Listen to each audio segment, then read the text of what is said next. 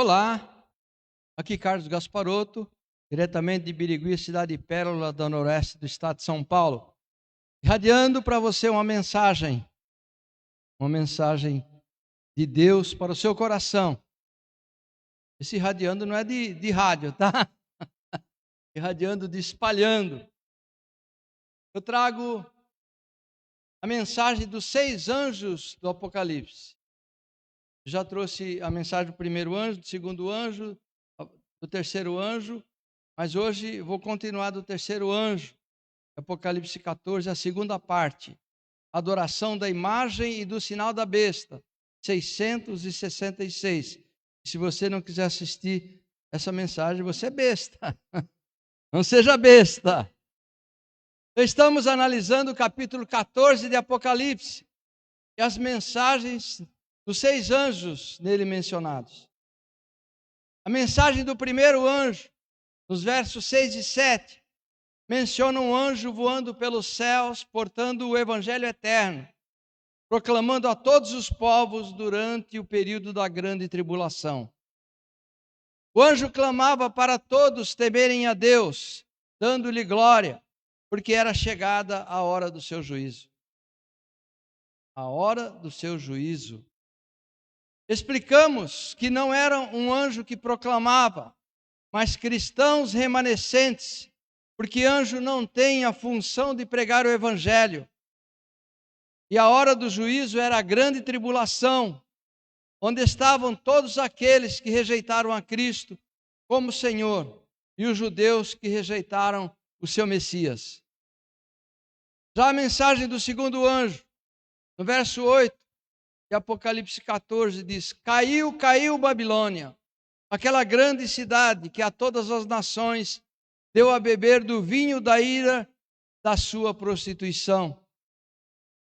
Nessa mensagem explicamos que a Babilônia que caiu era a cidade de Jerusalém, e o vinho da sua prostituição é a falsa doutrina que dominaria o mundo com um sistema econômico, político e religioso que se assemelharia à antiga Babilônia dos caldeus.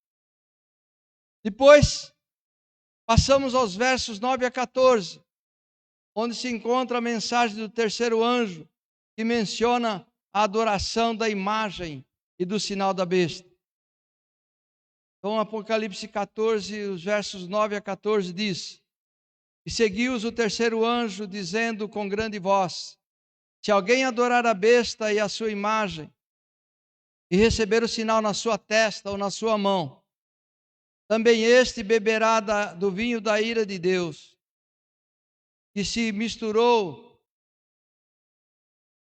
no cálice da sua ira, e será atormentado com fogo e enxofre diante dos santos anjos e diante do Cordeiro.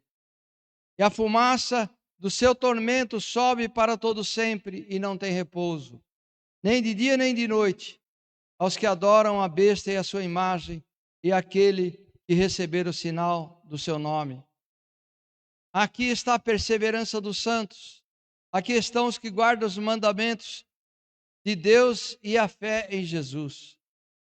Eu ouvi uma voz do céu que me dizia: escreve, bem-aventurados os mortos que desde agora morrem no Senhor. Sim, diz o Espírito, para que descansem dos seus trabalhos e as suas obras o sigam. Olhei, eis uma nuvem branca, e assentado sobre a nuvem um semelhante ao Filho do Homem, que tinha sobre a cabeça uma coroa de ouro e na sua mão uma foice aguda. O número da besta, Apocalipse 13, 18. Aqui a sabedoria. Aquele que tem entendimento, calcule o número da besta, porque é o número de um homem, e o seu número é 666. Quanto ao número 666, que é o número da besta, eu expliquei que o 6 é número do homem, porque Adão foi criado no 6º dia, e ele deveria trabalhar 6 dias e descansar no 7º. O número 6, por isso, é um número imperfeito, ao contrário do número de Deus, que é o número 7, o número completo da perfeição. Portanto, os 3 números 6 que compõe o número 666, é uma trindade da imperfeição maligna, composto pelo dragão na pessoa do anticristo, da besta e do falso profeta. Para não deixar dúvida sobre a imitação da serpente maligna, ele imita o Pai, o Filho e o Espírito Santo, a trindade adorada pela Igreja de Cristo. E o significado do sinal do número 666 está no lugar onde o sinal estaria sendo estampado na testa e nas mãos dos adoradores da besta. A testa simboliza a mente das pessoas e é o local onde está a sua vontade, sentimentos e emoções. E as mãos significam trabalho. Portanto, a adoração da besta está ligada ao local onde o número 666 será aplicado.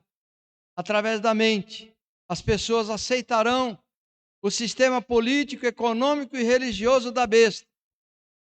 E o sinal no dorso de suas mãos significa que seus adoradores estariam a seu serviço.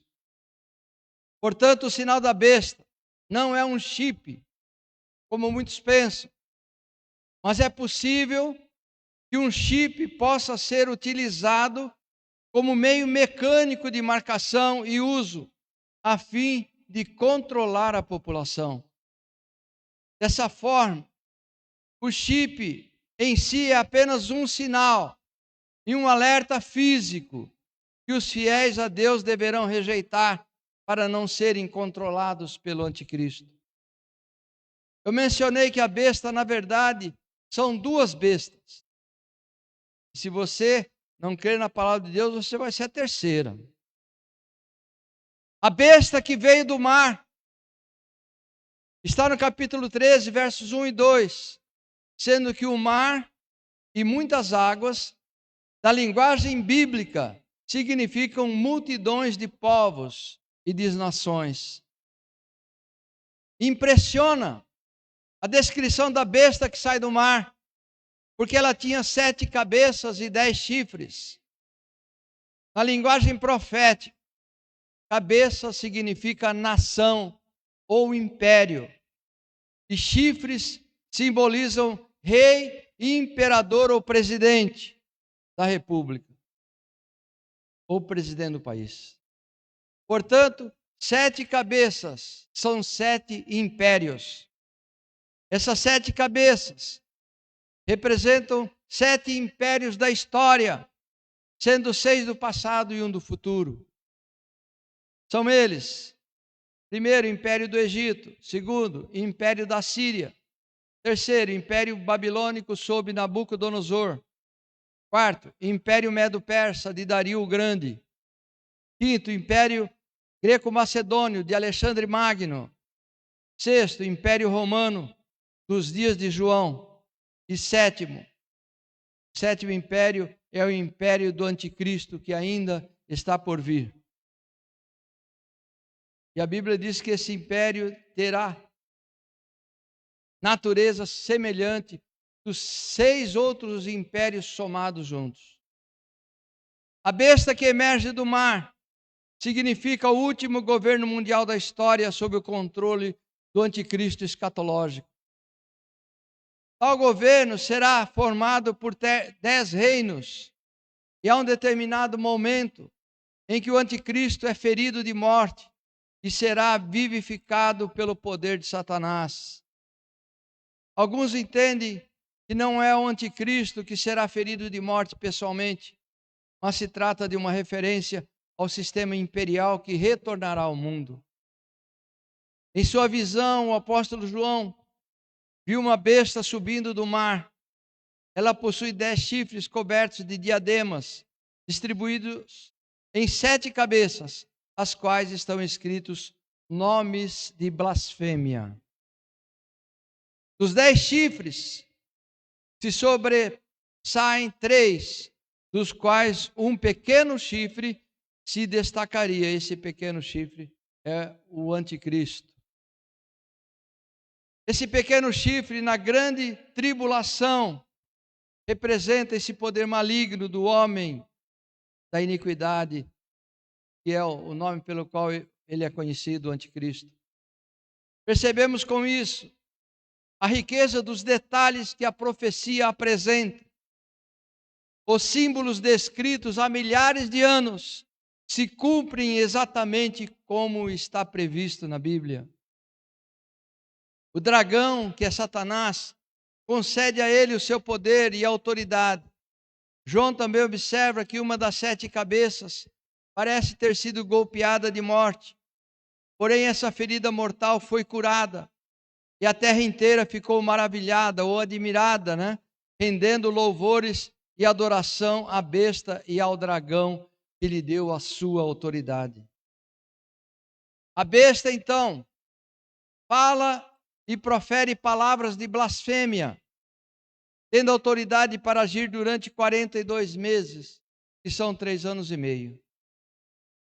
Essas blasfêmias são contra o próprio Deus e os que habitam em seu tabernáculo, ou seja, os cristãos, E o que é blasfêmia?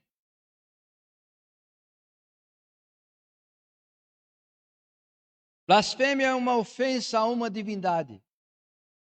É um insulto a uma religião ou a tudo que é considerado sagrado.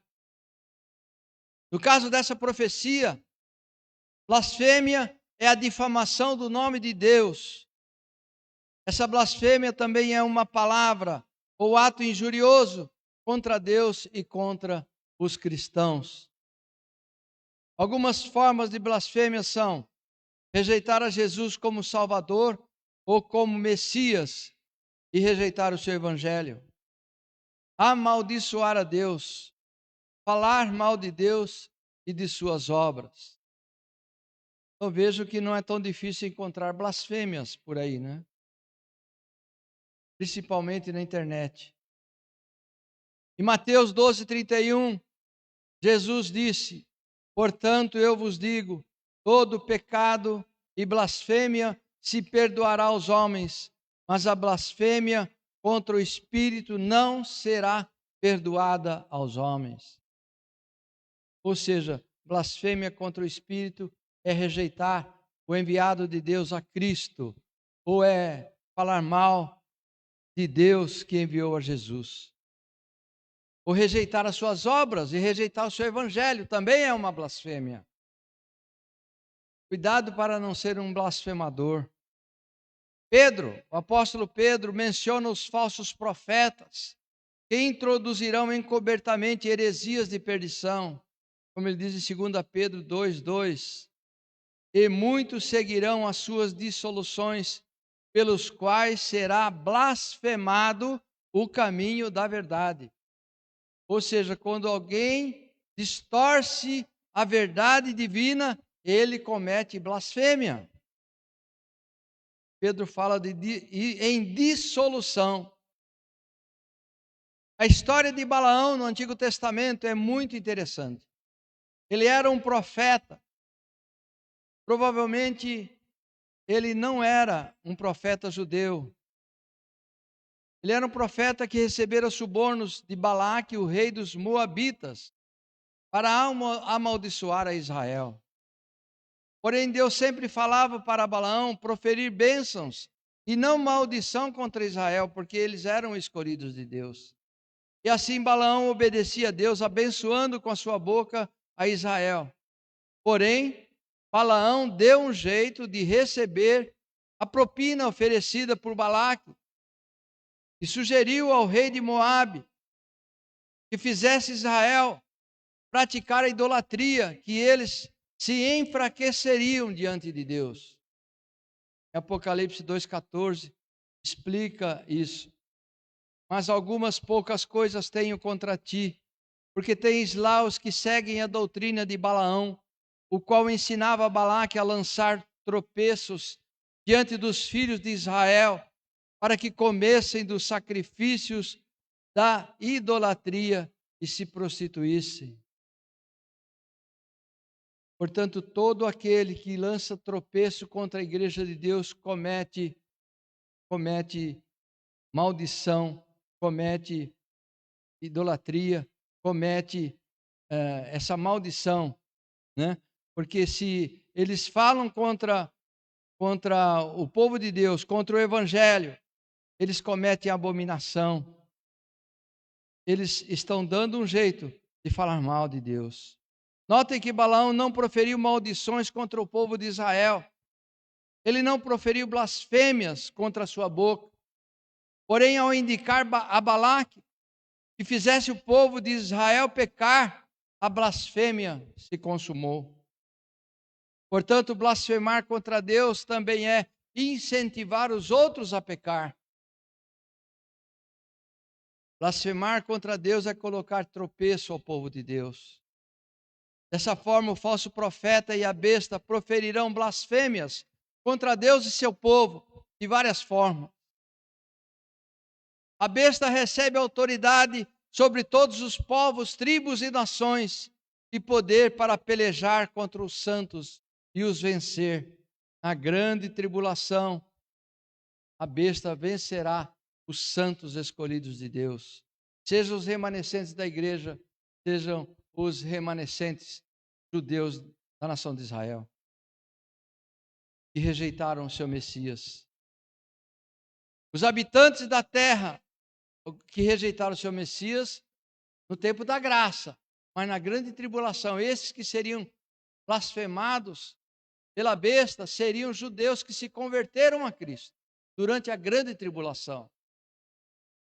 Os habitantes da terra, cujos nomes não foram escritos no livro da vida do Cordeiro, maravilhados, admirados, então adorarão a besta, assim como eu disse, a mensagem da primeira parte desse terceiro anjo, como a Europa ficou admirada pela força militar de Adolf Hitler, e muitos ao redor do mundo tornaram-se seus admiradores.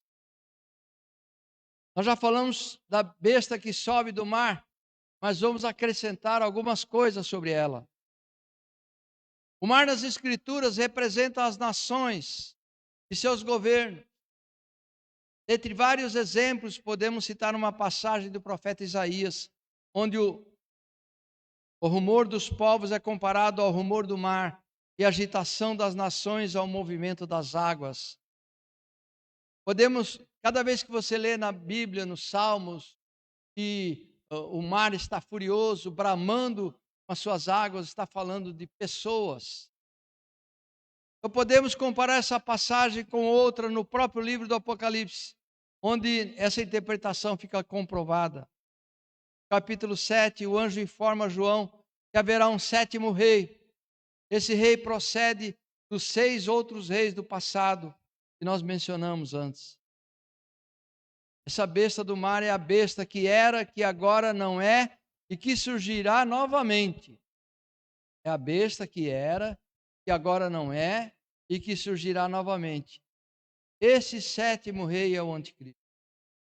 É a besta encarnada na pessoa dessa figura maligna, que será maior do que todos os outros impérios antes mencionados, pois ele reunirá e carregará nele as características dos 6 outros anteriores de forma conjunta. Um império do mal já era mais que suficiente para fazer os justos sofrerem. E o alerta de que o sétimo rei, o anticristo, reunirá características dos 6 anteriores é a encarnação do mal de todos eles em conjunto. Apocalipse diz que a besta também possui 10 chifres, que são coroas de diademas. Essa descrição mostra a tamanha semelhança que há entre a besta e o dragão. Ambos possuem 7 cabeças e 10 chifres. Porém, enquanto o dragão usa os diademas em suas cabeças, a besta possui diademas nos chifres. Isso mostra que quem governa é, na verdade, o dragão, a velha serpente, Satanás, que deu o seu poder à besta. No livro do Apocalipse, o número 10, que é esse número de 10 reis, sempre está ligado ao mal. no sentido de representar as ações malignas do mundo. Portanto, os 10 reis não devem ser interpretados como sendo um número literal, isto é, uma quantidade específica de governantes, mas deve ser entendido no sentido de que os poderes mundiais, todos eles, seguiriam a besta, porque apenas 10 reis não seriam suficientes para dominar todo o planeta. Então, os 10 chifres representam os governantes que recebem inspiração de Satanás e cumprem as suas ordens. Em uma aplicação direta ao período do anticristo, a referência aos 10 reis nos mostra como os governos mundiais se unirão para oferecerem suporte, poder e autoridade ao governo da besta. Neste exato momento, o mundo político se movimenta no sentido de se unir em blocos de nações a fim de obterem maior poder sobre uns e outros. Nesta semana, por exemplo, o bloco dos BRICS, ao qual pertence o Brasil, anunciou decisão tomada nas reuniões de cúpula em Joanesburgo, na África do Sul, há 3 dias atrás. Anunciou o recebimento como membros a Argentina, o Irã, a Arábia Saudita, os Emirados Árabes, o Egito e a Etiópia. A esses 6 se juntam os 4 originais: Brasil, Rússia, Índia e África do Sul, no total de 10 membros, por coincidência. 10 chifres que comandam 10 cabeças. Coincidência? Deus sabe. Mas o próprio texto diz que esse governo com 7 chifres e 10 cabeças durará muito pouco. Eles receberão autoridade por apenas 1 hora.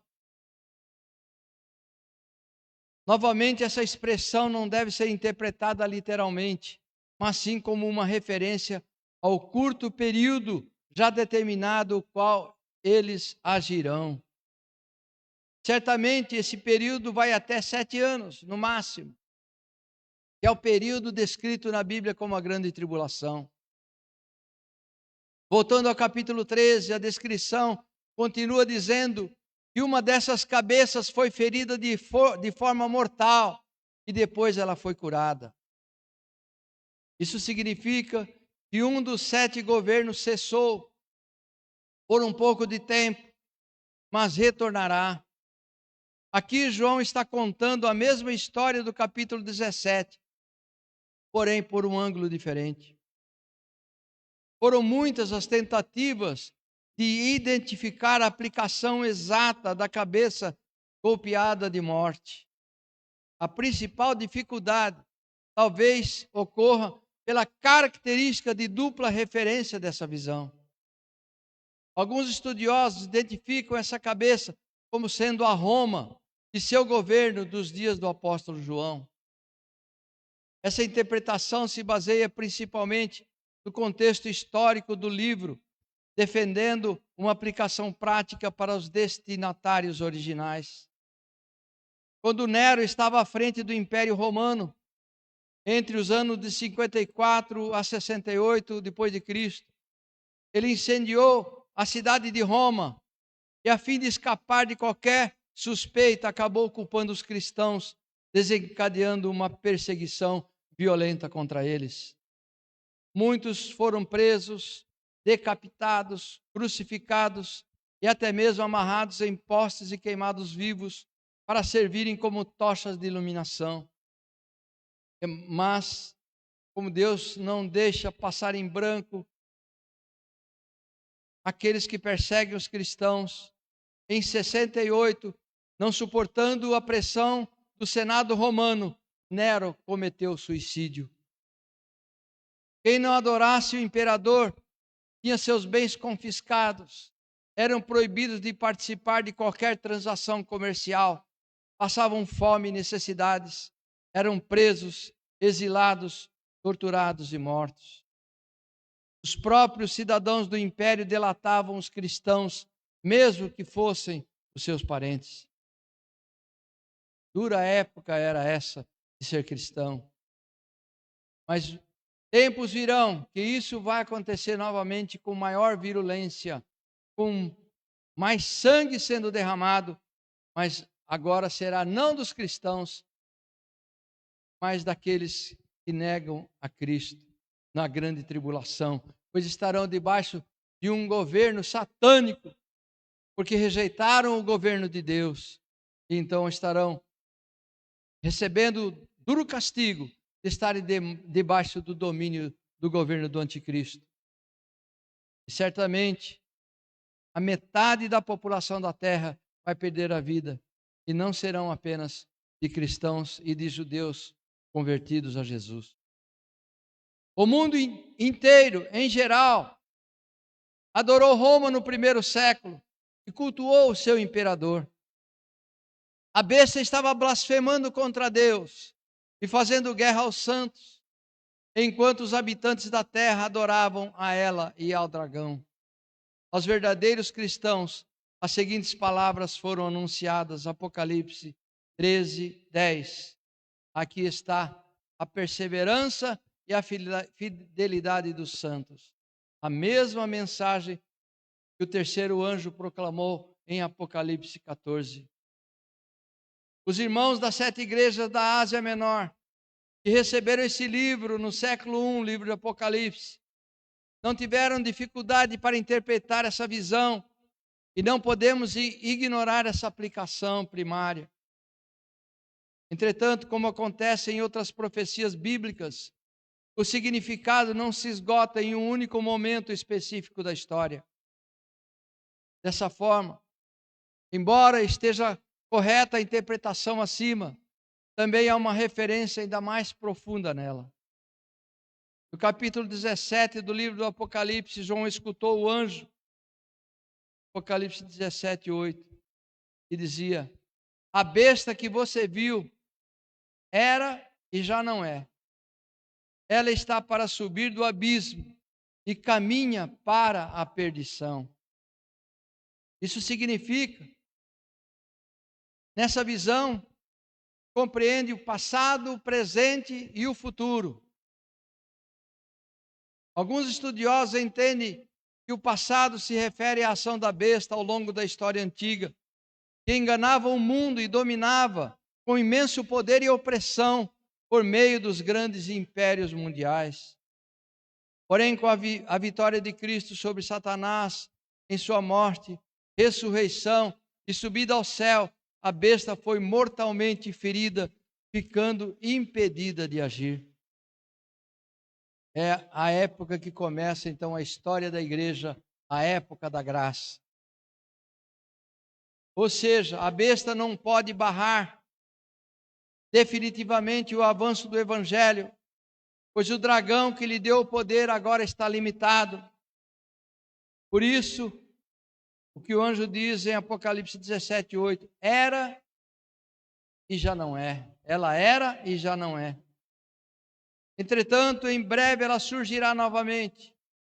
O texto diz que ela subirá do abismo, da morada do dragão. Nesse ponto, quem defende essa posição afirma que é o momento em que sua ferida mortal é curada. Muita chuva em Birigui. Esse é o momento em que a besta é personificada na pessoa do anticristo e de seu último império mundial. Ela se levantará para enganar novamente as nações, mas o texto já nos esclarece que ela se levantará para caminhar para a perdição. Portanto, ao final, Cristo será o vencedor. O reinado da besta durará muito pouco. Terá hora para começar e hora para terminar. Foi concedido à besta agir por 42 meses, um período de 3 anos e meio, exatamente a metade final do tempo da grande tribulação, quando a perseguição final aos santos será concretizada. Nós já dissemos que a igreja passará pelo arrebatamento antes da grande tribulação. Mas nós vemos que na grande tribulação há cristãos remanescentes, há judeus que creem no seu Messias como sendo Jesus Cristo. Então, por que essas pessoas que são fiéis a Cristo se encontram na grande tribulação, se a igreja, poucos meses ou poucos anos antes, acabara de ser arrebatada? Conforme nós já explicamos, durante a grande tribulação haverá conversões. As conversões a Deus e a Cristo sempre existiram. Existiram durante a época da antiga aliança, existiram durante a fase da graça, a estação da graça, ou o tempo da graça, tempo que nós estamos.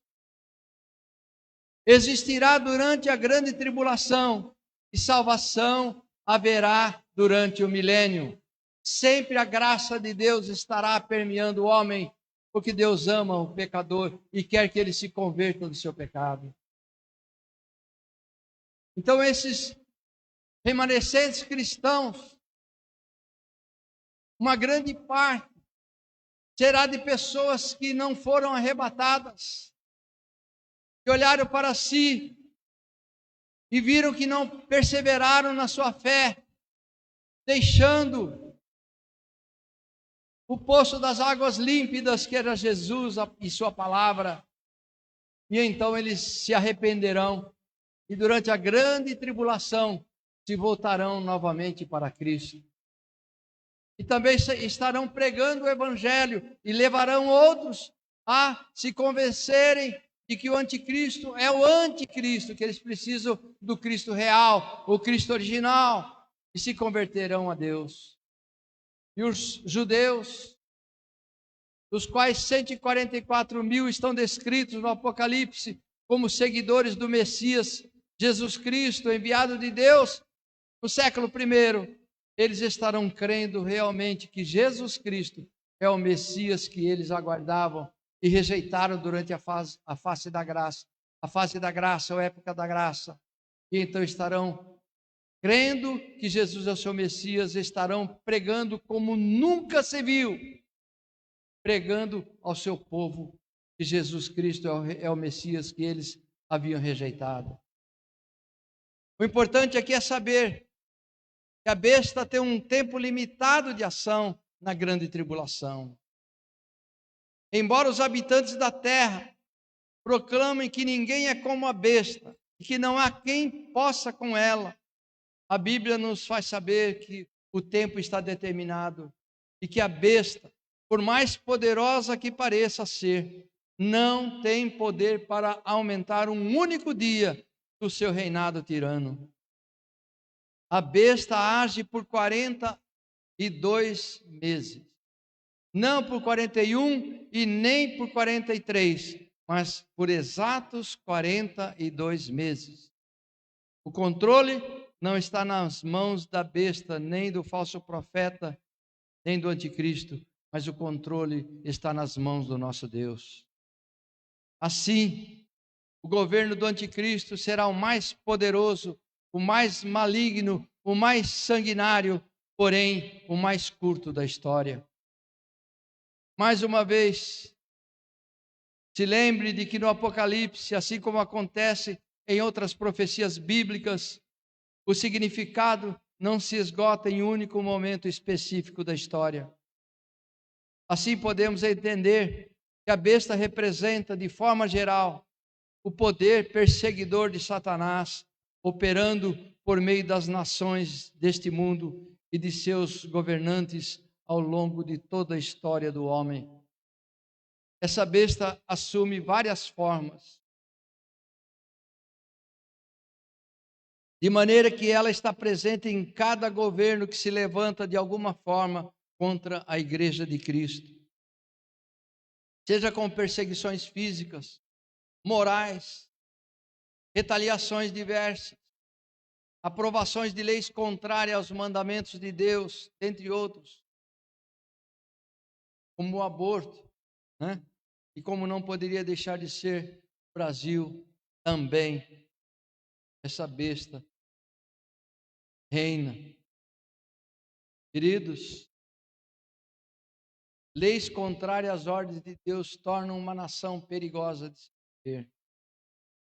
Nos nossos dias, nós vemos o governo da besta estar perseguindo a igreja, com leis, perseguindo a igreja com prisões. Neste mesmo momento, temos pouco mais de uma centena de patriotas presos ainda em Brasília, porque clamavam por um Brasil melhor. 1.700 deles foram presos no início, dos quais restam ainda 100 e poucos para serem liberados, enquanto os outros 1.600 estão com tornozeleiras em seus corpos. Isso, se não é perseguição, não sabemos o que é. Roma já caiu, e tantos outros impérios já caíram, mas a besta continua atuando, se transformando e sendo dirigida pelo nosso inimigo. Tal como nos dias do apóstolo João, nos dias que antecedem a segunda vinda de Cristo, haverá uma oposição semelhante ao culto de Deus, conforme Paulo narra aos Tessalonicenses. Capítulo 2, versos de 6 a 11, Paulo escreve aos Tessalonicenses dizendo: e agora vós sabeis o que o detém, para que a seu próprio tempo seja manifestado. Porque já o mistério da injustiça opera, somente há um que agora o retém, até que do vosso meio seja tirado. E então será revelado o iníquo, a quem o Senhor desfará pelo sopro da sua boca e aniquilará pelo esplendor da sua vinda. A esse cuja vinda é segundo a eficácia de Satanás, com todo o poder, sinais e prodígios de mentira, com todo o engano da injustiça, para que os que perecem, porque não receberam, e com todo o engano da injustiça para os que perecem, porque não receberam o amor da verdade para se salvarem. E por isso Deus lhes enviará a operação do erro, para que creiam na mentira. A principal característica da besta, então, é a mentira. E essa mentira não é qualquer mentira. Essa mentira é a distorção da palavra de Deus. Por isso que nos batemos tanto pela fidelidade ao ensino bíblico, pela fidelidade à verdade do Evangelho. É por isso que nós nos batemos tanto pelo ensino bíblico. Portanto, poucos conseguirão identificar a besta e o mal que estará por vir, assim como poucos conseguem identificar as falsas doutrinas de hoje. Por isso, meu amigo, minha amiga, não vá atrás de novidades, não vá atrás de misticismos, porque a palavra de Deus, o Evangelho é racional, não é místico. O Evangelho não é viver de misticismo, de profecias, de curas e milagres. O verdadeiro foco é a pregação e o ensino do Evangelho, a verdadeira palavra de Deus, para não sermos enganados. Portanto, poucos conseguirão identificar a besta e o mal que estará por vir, assim como poucos conseguem identificar as falsas doutrinas de hoje. Embora as perseguições contra a igreja ocorram de forma esporádica e repetida ao longo da história, no período final, essa perseguição se intensificará de uma forma nunca vista antes, tal como Jesus anunciou no seu sermão, na sua mensagem escatológica, em Mateus capítulo 24 e em Lucas capítulo 21. Ele não deixou os seus discípulos ignorantes a respeito desses dias que virão. No período do fim, a besta se apresentará na pessoa do anticristo escatológico, encarnando a perversidade característica de todos os impérios anticristãos da história, uma completa personificação do mal. Então, países que adotam sistemas inflexíveis contra os cristãos, como os países comunistas, os países do Islã sofrerão grande condenação pela culpa de rejeitarem o Cristo de Deus e o seu povo. A grande tribulação será o momento mais tenebroso que este mundo já viu. Um período de grande tribulação, onde os cristãos remanescentes serão perseguidos horrivelmente. Porém, haverá cristãos verdadeiros na terra, e estes não perceberão, não perecerão, conforme Apocalipse 17 e 18. Se necessário, morrerão, mas não serão definitivamente derrotados, pois Deus os elegeu em Cristo para a salvação, na santificação do Espírito, conforme 2 Tessalonicenses 2, versículo 13. Mesmo que o governo do anticristo destrua seus corpos, suas almas não poderão ser destruídas. Aqueles que perseverarem até o fim serão salvos. Como eu disse anteriormente, nós temos duas bestas descritas no Apocalipse. Nós falamos da besta que vem do mar, que subiu do mar. Mas também temos a besta que subiu da terra. Veja Apocalipse 13, 11 e 14. Apocalipse 13, 11 e 14. E vi subir da terra outra besta, e tinha 2 chifres, semelhantes aos de um cordeiro, e falava como dragão, e exerce todo o poder da primeira besta na sua presença, e faz que a terra e os que nela habitem adorem a primeira besta, cuja chaga mortal fora curada. E faz grandes sinais, de maneira que até fogo faz descer do céu à terra, à vista dos homens. Interessante que esses últimos dias, fogo desceu na terra para queimar cidades. Várias cidades em vários continentes foram queimadas. Seria fogo do céu, vinda de Deus ou vinda da tecnologia humana? O fato é que veio fogo. Versículo 14. Engana os que habitam na terra com sinais que lhe foi permitido que fizesse em presença da besta, dizendo aos que habitam na terra que fizessem uma imagem à besta que recebera a ferida da espada e vivia. Então, diferente da primeira besta, a besta que sobe da terra não possui 10 chifres, nem mesmo 7 cabeças, mas apenas e tão somente 2 pequenos chifres. A sua aparência, nem de longe, lembra a amedrontadora aparência da primeira besta. Essa besta possui apenas 2 pequenos chifres, como de um cordeiro, como de um cabritinho. Mas não se engane. O texto bíblico fala que ela fala como um dragão. Ou seja, a sua palavra é maligna. A segunda besta é serva da primeira, ou seja, suas ações apontam para a outra, de maneira que ela induz o mundo a adorar a primeira besta. E se a primeira besta é conhecida pela sua força e seu poder conquistador, a segunda é conhecida pelos milagres que realiza, pelo poder sobrenatural que demonstra. Esse é o perigo de você estar perseguindo milagres e misticismo na sua vida. Essa segunda besta vem enganar a humanidade com um poder sobrenatural, fazendo descer fogo dos céus e curando muita cura de enfermidades. Ela realiza grandes proezas e milagres impressionantes, tudo para enganar as massas. A besta que subiu da terra ordena que as pessoas adorem a imagem da besta que subiu do mar.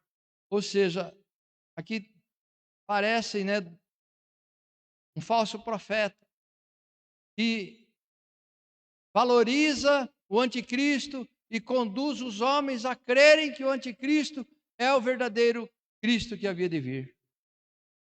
Então depois ela faz a imagem falar. Também ordena que qualquer um que não adorar a besta que subiu do mar deve ser morto. Ou seja, essa segunda besta tinha poder sobre vidas. Por fim, ela ordena que todos recebam a marca da besta sobre a mão direita ou na fronte, como sinal de lealdade. Vejam que a segunda besta que vai incentivar o sinal da primeira besta ser colocado na mente e nas palmas, nas frontes das mãos. A segunda besta tem sua identidade revelada no próprio livro do Apocalipse, como sendo o falso profeta, Apocalipse 19, 20. É isso que nós estávamos dizendo, né? O espírito da segunda besta é proferir falsas profecias. Essa besta simboliza a falsa igreja. Preste atenção. Essa besta simboliza a falsa igreja, com suas filosofias ao longo dessa era. A sua aparência é como de um cordeiro, chamativo e aparentemente inocente, atraindo a atenção dos homens, mas ela esconde um dragão por dentro de si. Essa segunda besta é a personificação das mentiras de Satanás. É o próprio diabo travestido de anjo de luz, como Paulo diz em 2 Coríntios 11, 14. Atuando por meio de todos os falsos profetas que agem durante toda essa dispensação, ensinando doutrinas de demônios, tentando perverter a verdade das Escrituras e levando os homens a seguirem suas doutrinas humanísticas e antibíblicas. É por isso que muitos não conseguirão discernir o falso ensino, porque ele tem uma aparência de divindade, uma aparência de evangelho. O relato de João está em completa concordância com o que Tiago escreve em Tiago 3, verso 15. Essa não é a sabedoria que vem do alto, mas é terrena, animal e diabólica. Essa besta sobre a terra, essa besta sobe da terra e é o falso profeta, a sabedoria anticristã, que segundo Tiago é terrena, animal e diabólica. As duas bestas agem em conjunto, de forma sincronizada. Essa é uma verdade que podemos perceber desde os dias dos apóstolos até os nossos dias. Quantas vezes, né? Igrejas estatais se uniram a líderes para perseguirem o povo de Deus, a líderes políticos.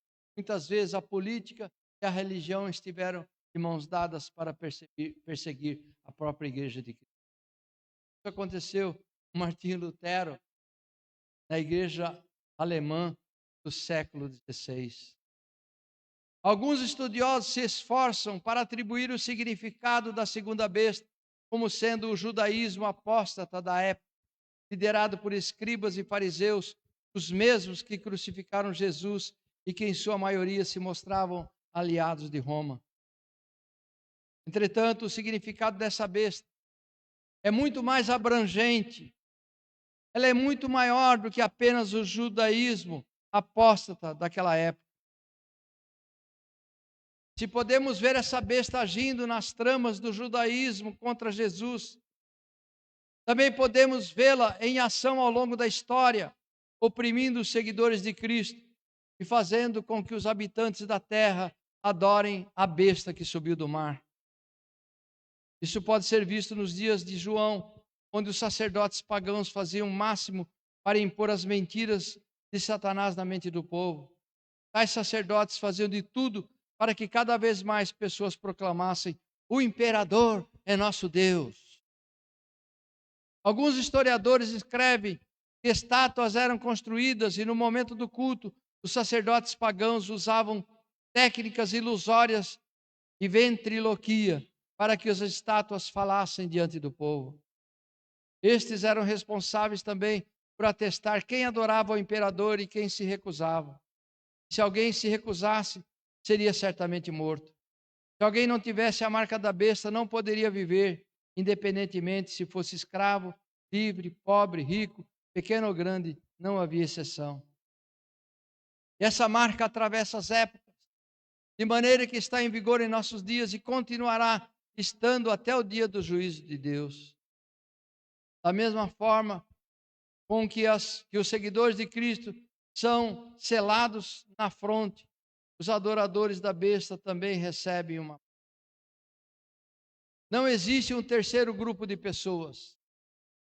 Ou alguém é noiva do Cordeiro e possui o selo de Deus, ou é um fiel da falsa religião, adorador da besta e marcado por Satanás. Perto da volta de Cristo, que é a época que nós estamos, né? Simulacros de milagres aparecerão cada vez mais frequentes, conforme Paulo fala em 2 Tessalonicenses. A falsa religião estará a todo vapor, pregando as mentiras de Satanás e recrutando inúmeros falsos profetas. Mas será na grande tribulação que essa besta agirá com mais poder. Como essa besta tem 2 chifres, poderão ser 2 grandes igrejas, com doutrinas falsas que estarão enganando o mundo religioso. Poderão ser 2 igrejas ou 2 entidades religiosas, seja o nome que tiver. Também pode ser uma besta junto aos judeus e muçulmanos e outra junto aos cristãos. Não se sabe exatamente como pode ser. O apelo será tão impressionante e persuasivo que, se possível fosse, enganaria até os escolhidos, diz a palavra de Deus. Graças a Deus isso não será possível. A igreja verdadeira, mesmo em meio a terríveis tribulações, pode descansar nas palavras de Jesus. Está em João 10, 27 e 28. As minhas ovelhas ouvem a minha voz, e eu as conheço, e elas me seguem. Eu lhes dou a vida eterna, e nunca hão de perecer, e ninguém as arrebatará da minha. Amado, você que crê em Cristo, ninguém nos arrebatará das mãos do Senhor. A última mensagem do terceiro anjo está em Apocalipse 14, 12. Aqui está a perseverança ou a paciência dos santos. Aqui estão os que guardam os mandamentos de Deus e a fé em Jesus. Eu quero lembrar que o anjo está falando da grande tribulação. A perseverança dos santos é um dos requisitos da salvação, embora muitos desconheçam essa verdade. A perseverança dos santos é um dos requisitos da salvação. A Bíblia diz: aquele que perseverar até o fim será salvo. Não adianta dizer que crê em Cristo, que está salvo para sempre, sem participar do corpo de Cristo, a sua igreja. Paulo fala em discernir o corpo de Cristo. Sem discernir o corpo de Cristo, ninguém será salvo. Em Romanos 2,7 ele afirma também: a vida é eterna aos que com perseverança em fazer bem procuram glória, honra e incorrupção. A vida eterna aos que com perseverança em fazer o bem procuram glória, honra e incorrupção. O que é perseverança em fazer o bem? É ajudar o próximo. Por perseverança em fazer o bem, se entenda que não é perseverança em fazer obras sociais, mas perseverança em viver o fruto do Espírito, em pregar o Evangelho, em tomar a cruz de Cristo e em testemunhar da sua palavra. Eu vou repetir. A perseverança em fazer o bem é perseverar em viver o fruto do Espírito, em pregar o Evangelho, em tomar a cruz de Cristo e em testemunhar da sua palavra. Na parábola do semeador, Jesus frisou em Lucas 8, versículo 15, e a semente que caiu em boa terra, esses são os que, ouvindo a palavra, a conservam num coração honesto e bom e dão fruto com perseverança. Jesus falou em dar fruto com perseverança. E sabemos que o fruto do Espírito está em Gálatas 5:22. E diz assim em Gálatas 5:22: mas o fruto do Espírito é amor, gozo, paz, longanimidade, benignidade, bondade, fé, mansidão, temperança. O fruto do Espírito está no singular, porque ele exige todas as práticas das 9 condições descritas no versículo para ser completo. É como uma bola de futebol, com seus 32 gomos.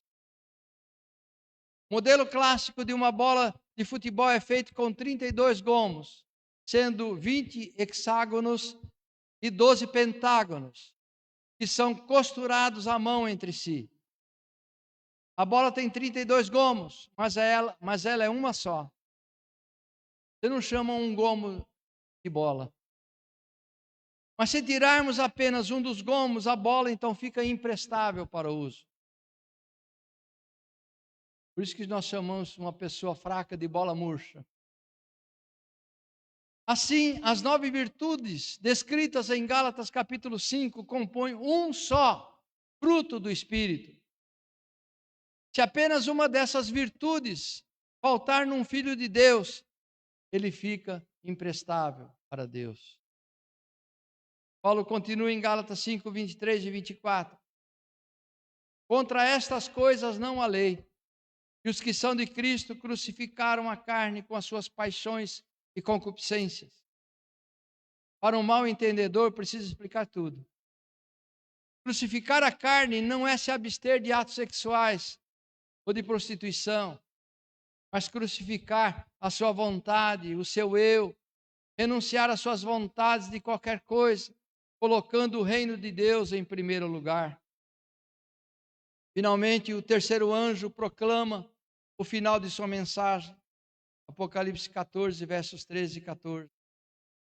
Eu ouvi uma voz do céu que me dizia: escreve, bem-aventurados os mortos que desde agora morrem no Senhor. Sim, diz o Espírito, para que descansem dos seus trabalhos e as suas obras os sigam. Olhei e eis uma nuvem branca, e assentado sobre a nuvem um semelhante ao Filho do Homem, que tinha sobre a sua cabeça uma coroa de ouro e na sua mão uma foice aguda. Bem-aventurados os mortos que desde agora morrem no Senhor, brada o terceiro anjo. Morrer no Senhor, além da morte física, é estar crucificado com Cristo. Estar crucificado com Cristo é carregar a sua cruz e segui-lo. Por isso que o anjo finaliza: sim, diz o Espírito, para que descansem dos seus trabalhos e as suas obras o sigam. O descanso do cristão é o céu, a eternidade. O descanso do cristão é o céu, a eternidade. As obras que seguirão os cristãos é a sua fé em Jesus, conforme e a perseverança em Jesus. A sua fé em Jesus e a perseverança em obedecer o Evangelho. Conforme nos ensinou o Senhor, a obra de Deus é essa: crer no enviado de Deus. Muitos querem fazer a obra de Deus, mas não creem. E a obra de Deus, conforme Cristo falou, é crer no enviado de Deus, que é Ele mesmo. A última mensagem do terceiro anjo está em Apocalipse 14, 14. Vou repetir.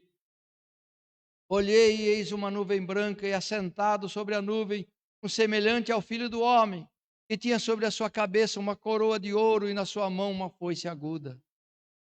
A visão da nuvem branca, e sobre ela o Filho do Homem assentado, é Jesus na sua glória, atento à mensagem do terceiro anjo. Sobre a sua cabeça uma coroa de ouro e na sua mão uma foice aguda, proclama o anjo. É Cristo em sua majestade para os seus discípulos, uma coroa de ouro, mas para os descrentes, uma foice aguda. A foice significa colheita. Nesse caso, significa a colheita das vidas que rejeitaram a Cristo para a condenação eterna, se dirigindo para o julgamento do grande trono branco. Apocalipse 14, 16. e aquele que estava sentado sobre a nuvem meteu a sua foice à terra, e a terra foi colhida. Apocalipse 14:16. E aquele que estava sentado sobre a nuvem meteu a sua foice à terra, e a terra foi cegada, ou foi colhida. Tem uma passagem, Deuteronômio 16:9. E quando eu ali isolada, pensei que se tratava do livro do profeta Daniel. Deuteronômio 16:9 diz assim: 7 semanas contarás, desde que a foice começar na seara, iniciarás a contar as 7 semanas. Não é do profeta Daniel, que profetizou não 7, mas 70 semanas. Mas é o ensino da Páscoa, ainda do povo de Israel no Egito. Quando Daniel profetizou sobre as 70 semanas, que estão designadas para os acontecimentos proféticos, a Bíblia já falava em 7 semanas da Páscoa. Que impressionante.